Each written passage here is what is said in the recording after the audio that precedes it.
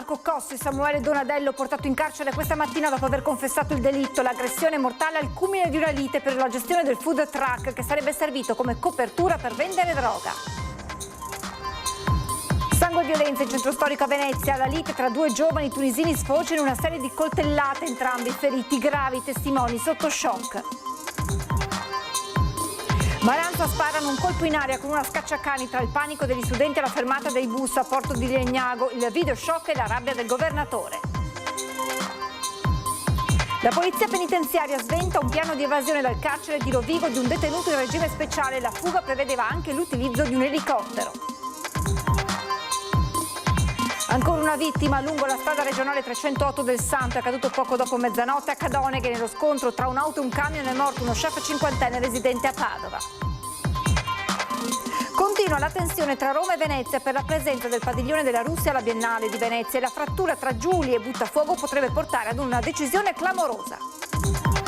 Attrice e regista sarà Maggie Gyllenhaal, la presidente della giuria all'83esima Mostra del Cinema in programma dal 2 al 12 settembre al Lido. Volley, la vittoria del nono scudetto, l'ottavo consecutivo, conferma la leggenda dell'Imoco Conegliano, la gioia dei tifosi e del presidente Garbellotto. Tra 10 giorni le Final for the Champions, ci sarà il maxi schermo in Piazza Cima. Buonasera e ben ritrovati, edizione regionale dei nostri telegiornali che si apre con la cronaca e con gli sviluppi dell'indagine sull'omicidio di Marco Cossi, arrestato il socio Samuele Donadello, portato questa mattina in carcere dopo aver confessato il delitto. L'aggressione mortale al culmine di una lite per la gestione del food truck che sarebbe servito come copertura per vendere droghe sintetiche. Il food truck che dovevano gestire assieme sarebbe stata la copertura insospettabile per vendere droga. Da qui è nata la lite violenta culminata nell'accoltellamento mortale di Marco Cossi. La squadra mobile di Padova ha ricostruito il movente dell'omicidio del 48enne originario di Latisana trovato morto domenica notte in via Isonzo.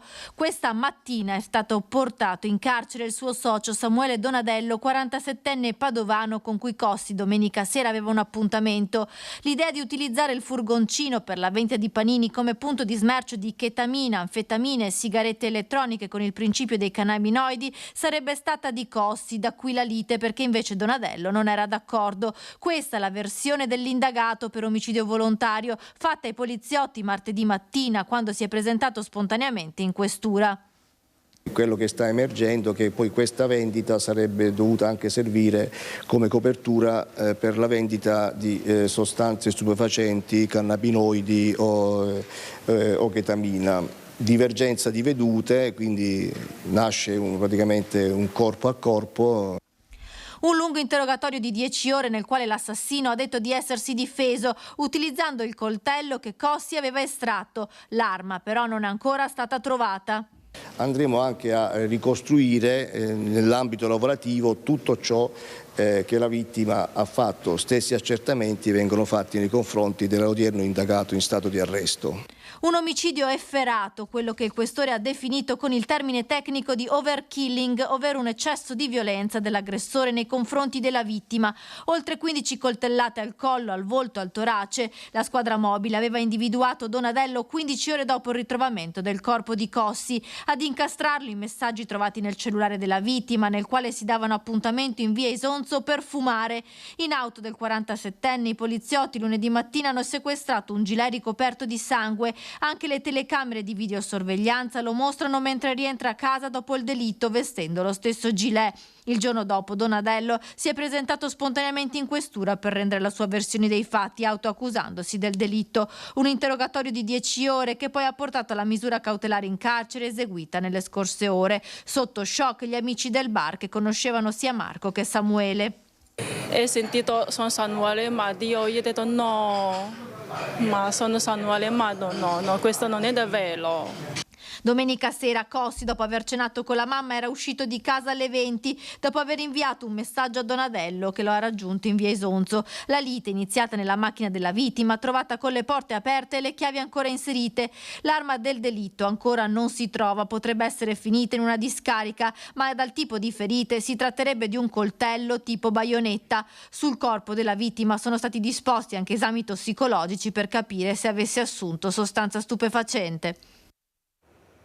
E abbiamo raggiunto al telefono l'ex moglie di Samuele Donadello, l'uomo portato in carcere con l'accusa di aver ucciso Marco Cossi. La donna racconta gli anni da incubo vissuti con lui e la sua personalità violenta. Sempre stato violento. Lui purtroppo ha sempre avuto tanti problemi psicologici. A parlare è l'ex moglie di Samuele Donadello. Ha appena saputo che l'ex marito, da cui ha avuto 2 figli, è stato arrestato per l'omicidio di Marco Cossi avvenuto domenica scorsa a Padova. Un omicidio caratterizzato da una violenza eccessiva e brutale, ma lei di questo non sembra essere stupita. Tutti sapevano che purtroppo lui aveva questi scatti di ira, questa violenza che poteva andare da 0 a 100 per motivi assolutamente banali. Lei stessa racconta di aver subito maltrattamenti e minacce, tante le denunce che ha fatto nel corso degli anni dal 2009 al 2016 durante il matrimonio e anche dopo, perché a volte l'ex marito si presentava sotto casa, tanto che si è dovuta trasferire fuori dalla provincia di Padova. Sono sempre stata seguita da un centro di violenza da quando io mi sono separata, quindi grazie a loro ho superato un grave esaurimento che io ho avuto a causa sua. Era sempre solo interessato ai soldi, continua la donna. La sua personalità violenta, dice, poteva essere fermata.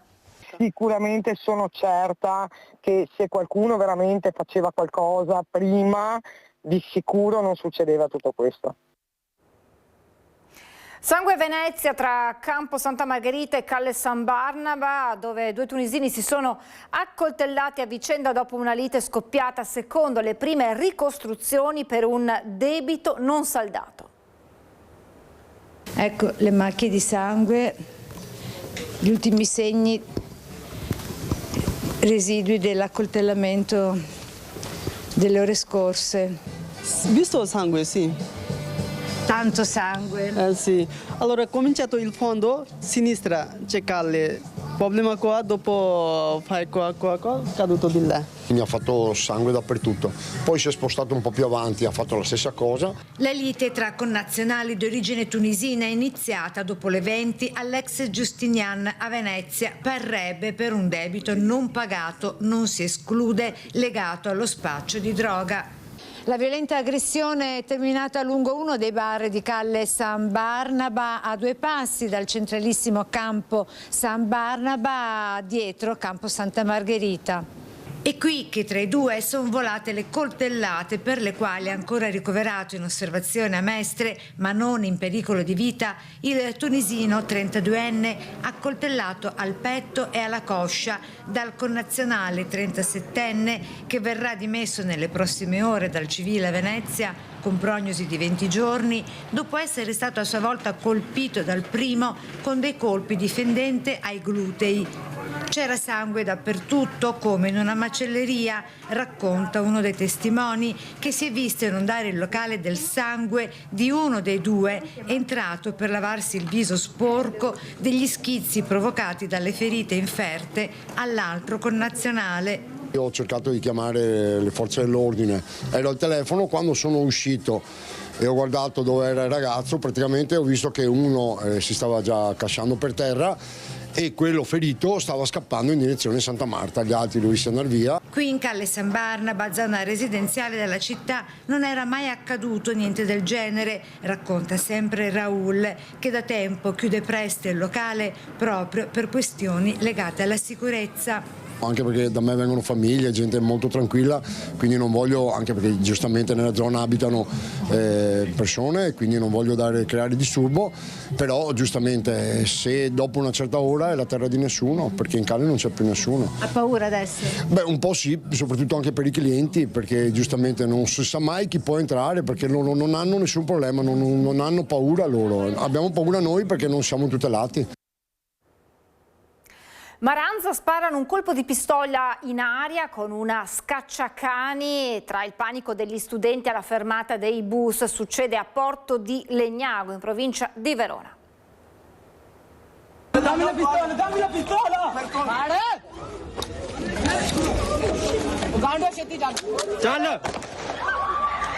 Uno sparo, poi le grida dei ragazzi impauriti. Succede in pieno giorno alla fermata delle Corriere a Porto di Legnago.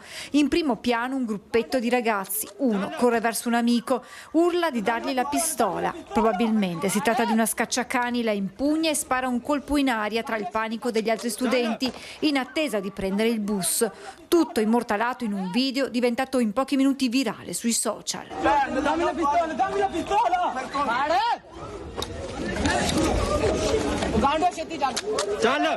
Immagini che sono state acquisite dai carabinieri, ora sulle tracce dei responsabili. Le indagini dovranno anche ricostruire il contesto in cui tutto si è svolto, verso chi era rivolto quel colpo di pistola, se i ragazzi armati si stessero scontrando contro un altro gruppo di Maranza.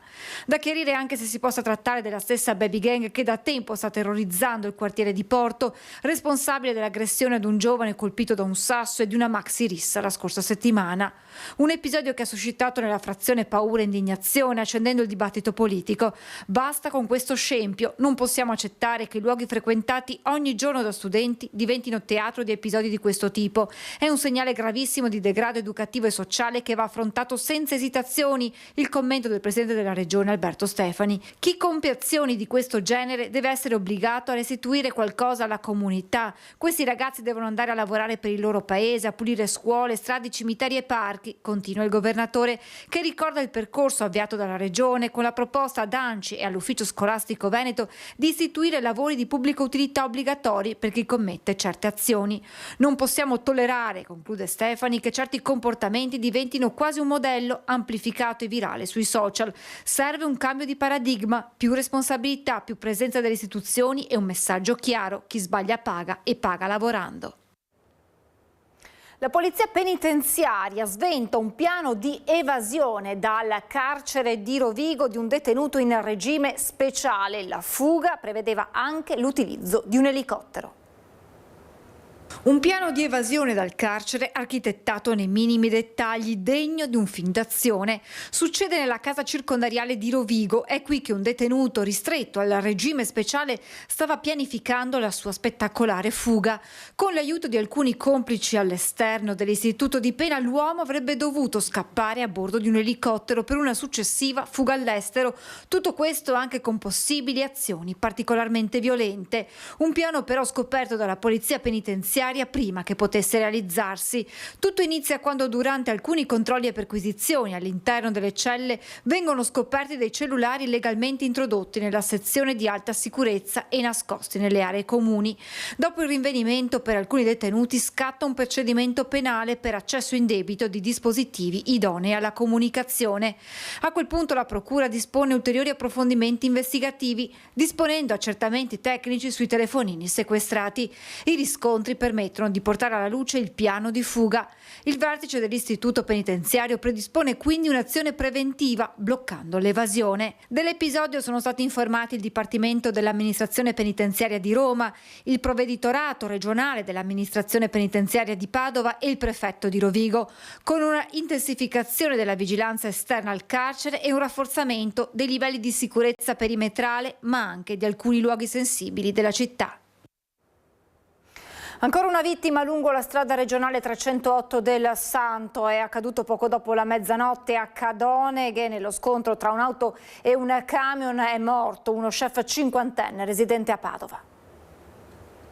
Viaggiavano su due carreggiate. Marco Grassetto, 50 anni, era diretto verso Padova, l'auto articolato invece verso Castelfranco Veneto. Era passata da poco la mezzanotte lungo la strada regionale 308 del Santo, quando nel territorio di Cadoneghe i due mezzi si sono scontrati. Un impatto devastante, quello tra la Polo di Marco Grassetto e il mezzo pesante condotto da un autista suo coetaneo. Per Grassetto, chef di professione residente a Padova, non c'è stato nulla da fare. Le strade Attratto dalle lamiere dei vigili del fuoco, i sanitari del SUEM 118 hanno tentato invano di rianimarlo, ma il suo cuore ha smesso di battere. Illeso ma sotto shock il camionista che vive a Cadoneghe. Sulla dinamica dell'incidente stanno lavorando i carabinieri. All'origine dello scontro frontale potrebbe esserci un malore, un colpo di sonno, ma solo le indagini potranno stabilire le cause esatte. La salma del cinquantenne è a disposizione dell'autorità giudiziaria. L'ennesima tragedia lungo una delle arterie più pericolose di tutta la regione. Solo il 10 aprile scorso, in uno scontro frontale tra due auto avvenuto a Loreggia lungo la nuova strada del Santo, aveva perso la vita Alessandro Berdin, camionista cinquantenne di Due Ville. E la giornata di sangue sulle strade in Veneto è proseguita nel Veronese con 2 vittime in poche ore. Un 64enne è morto dopo essere rimasto schiacciato dal suo stesso furgone per cause in fase di accertamento nella notte a San Zeno di Montagna. Al momento dell'arrivo dei soccorsi l'uomo era già deceduto per traumi da schiacciamento. La dinamica dell'incidente è in fase di ricostruzione da parte dei carabinieri. A Costermano del Garda invece un 65enne è uscito di strada con la sua auto rimanendo ucciso nell'impatto lungo la provinciale 9 tra Affi e Albarè. Caro carburante e camionisti sul piede di guerra, ieri a Roma l'incontro tra il vice ministro dei trasporti Rixi e le categorie degli autotrasportatori che hanno proclamato il fermo per il 25 maggio. Riscontri positivi e aperture del governo alle richieste urgenti, ma i diretti interessati confermano per ora la protesta. C'è stato un incontro del Ministero dove il vice ministro dei trasporti Rixi ha portato le proposte del governo di portare i fondi che ci sono stati tolti in questi 3 mesi. C'è un piano da portare al Ministero dell'Economia, si porteranno delle regole, ma a questo momento è solo un primo passo che il governo ha portato. Il 10 maggio dicono che ci sarà un altro incontro dove si dovrà mettere un protocollo d'intesa o ratificare quello che hanno detto. E spero che siano più veloci e solerti di quello che tutti i trasportatori stanno pensando, perché visto le riunioni che abbiamo avuto nel territorio non è che sono molto contenti di aspettare e sono abbastanza comunque sfiduciati da questo governo. Come tutti gli altri, perché ho passato 6-7 ministri e non è che siamo andati tanto d'accordo con gli ultimi 6-7 ministri, quindi non tanto il governo ma il Ministero dei Trasporti. E quindi per ora è tutto confermato? Sì, questo è confermato, quindi non è stato sospeso, è confermato, quindi fino al 25 maggio la data c'è. Continua la tensione tra Roma e Venezia per la presenza del padiglione della Russia alla Biennale di Venezia.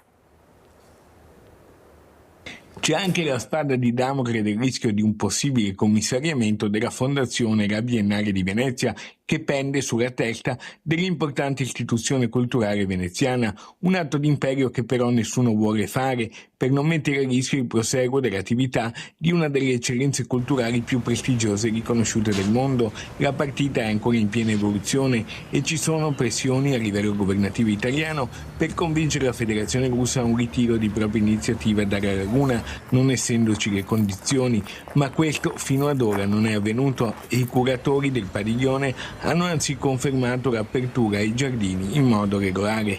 Intanto l'Unione Europea ha confermato il taglio di 2 milioni di euro che andrà a ripercuotersi sulla Biennale Cinema College ben prima dei 30 giorni fissati per le controdeduzioni. Il Biennale Cinema College, ovvero il programma con cui la Biennale sostiene i giovani registi emergenti. La Biennale, dal canto suo, ha confermato che risponderà puntualmente a Bruxelles entro i termini dei 30 giorni, che non è ancora accaduto. I giorni più caldi e della resa dei conti saranno quelli della vernice tra il 5 e il 9 maggio. Se la presenza della Russia fosse confermata, il ministro italiano ai beni culturali Alessandro Giuri potrebbe perfino evitare di venire a Venezia, ma questo il ministro lo sta ancora valutando attentamente.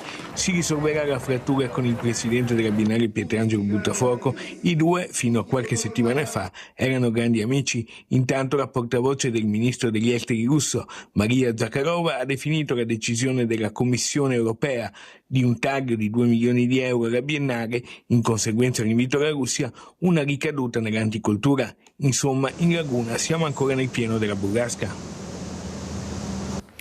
Sarà la regista e attrice statunitense Maggie Gyllenhaal la presidente della giuria internazionale del concorso dell'83esima Mostra del Cinema di Venezia, diretta da Alberto Barbera, in programma dal 2 al 12 settembre. E adesso lo sport, il volley con le Pantere dell'Imoco di Conegliano, sempre più nella leggenda.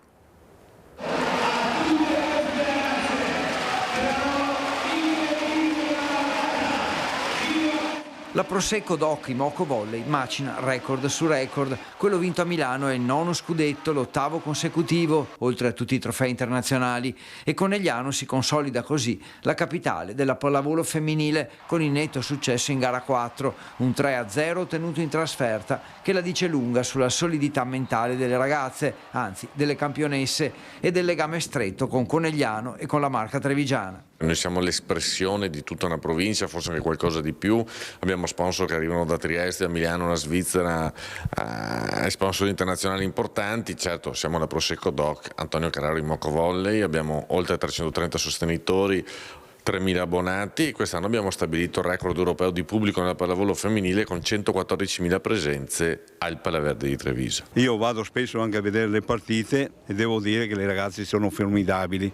Naturalmente hanno alle spalle anche una bella società, ogni partita ti fanno soffrire, però alla fine riescono a portare a casa il risultato. Una stagione iniziata peggio di quella scorsa, con la Supercoppa persa proprio contro Milano, il mondiale per club sfumato in finale con Scandicci e poi la forza di azzerare tutto e ripartire. È stata una stagione insomma non liscia come la stagione precedente, che è stata qualcosa di incredibile, però la squadra ha dimostrato di esserci, ha dimostrato di avere la mentalità giusta e, come dicevo prima, anche riprendersi da gara 3 dopo quella sconfitta fastidiosa al Palaverde ci ha permesso di vincere questo 9° scudetto, 8° consecutivo. E poi la solidità economica, un bilancio florido senza mai fare il passo più lungo della gamba, e non è sempre scontato che il percorso soldi, campionesse e risultati sia automatico. Le squadre fatte con le figurine non vanno da nessuna parte, quindi è importante incastrare non solamente la capacità fisica ma anche poi la capacità di fare squadra, di fare spogliatoio, di trovarsi in un contesto, in una macchina come la nostra. La stagione però non è certo finita. Il 2 e 3 maggio a Istanbul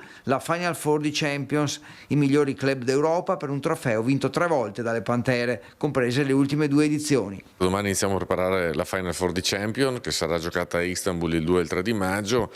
Che sarà una finale particolarmente difficile. Ci troveremo in semifinale con il Vakif, che è la squadra più vincente nella storia d'Europa, e ci aspetta una semifinale tostissima, ma da domani iniziamo a lavorare e ci concentriamo su quell'obiettivo. Champions che sarà seguita dai tifosi il 2 e 3 maggio grazie al maxi schermo allestito in piazzale Fratelli Zoppas. Finita la Champions verrà decisa la data della festa in piazza a Conegliano, che unirà le Pantere alle migliaia di tifosi. È tutto, vi lascio alla sigla e le previsioni del tempo. Grazie per averci seguito, buona serata.